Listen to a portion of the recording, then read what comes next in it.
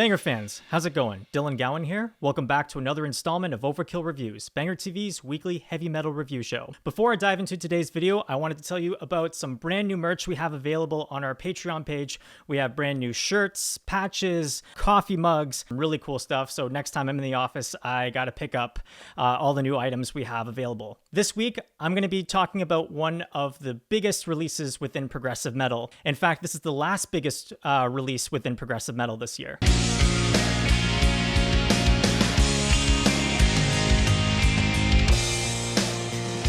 Underneath that pale moon is where you discover that sometimes we have to lose to win. It's the brand new 13th studio album by Fates Warning called Long Day Good Night, out today on Metal Blade Records.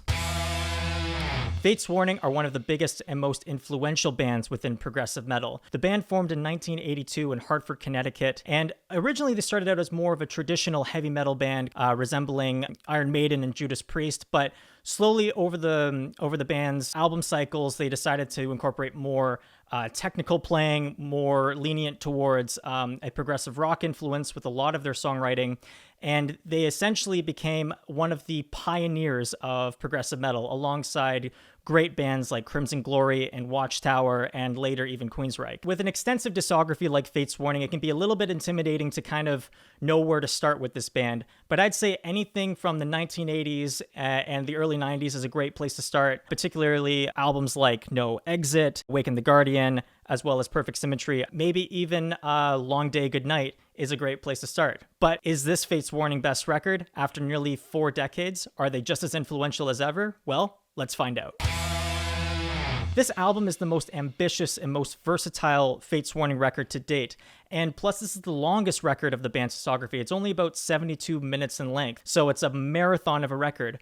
But what's the best thing about this album by far, well, the thing that's supposed to be really good about an album is the songwriting, and it's just on point. What's great about their songwriting is the way that they incorporate dynamics and sudden shifts between moods and tones and different styles. Take, for example, a track like, of course, like the intro track, The Destination Onward, how it jumps between this kind of ambient style intro before it jumps into this really heavy yet melodic riff, and then it jumps back into this really cool intricate tom fill that's going back and forth between the guitars, and the bass is really prominent, and it's just an overall just a really good solid track to kick off the record, and how they're able to throw in all these different styles. I don't think it's more of like the intention of like, oh, we have to incorporate this part. It's just kind of how this song kind of took them in that direction, and it just really shows that these guys are very clever songwriters. Alone We Walk plays with very different time signatures. It jumps between 7/4 to 6/4 to 4/4.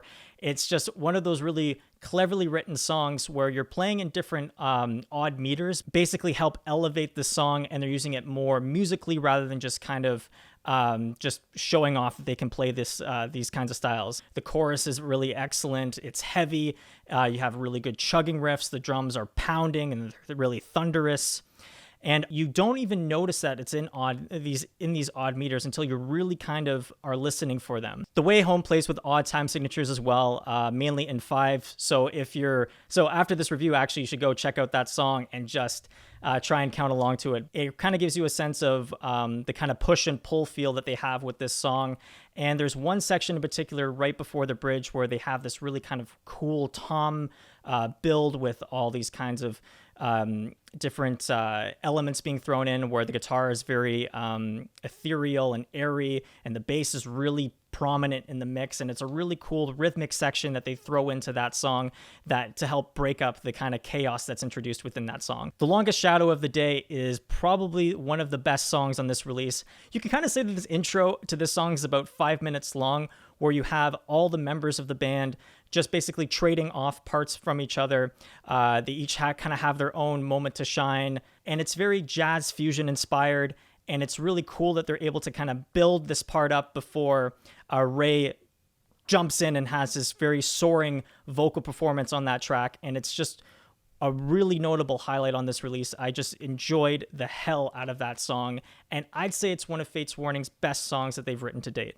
Speaking of Ray Alder, that guy is an insane vocalist, and he's incredibly underrated within progressive metal. Well, of course, they recorded this whole album during the whole quarantine process, but with Ray, he had to stay in the studio for 2 weeks and sleep in the vocal booth, and I think that feeling of isolation and the uncertainty of the future really brought a lot of emotion and heaviness and grit within his vocal performance throughout this whole entire record. I love Gavin's playing on Under the Sun. I loved how the whole track is built upon this orchestra that starts off in the beginning, but it's not like a symphonic metal vibe. It's very kind of, it's not that. That's the only way to describe it. It's kind of like this really small string quartet, and they use it very sparingly throughout that whole track, and it's super effective, and it's just got this really good emotional dynamic to it, and it's just excellent track. And it was a nice break amongst all of this craziness that goes on within Fates Warning's record.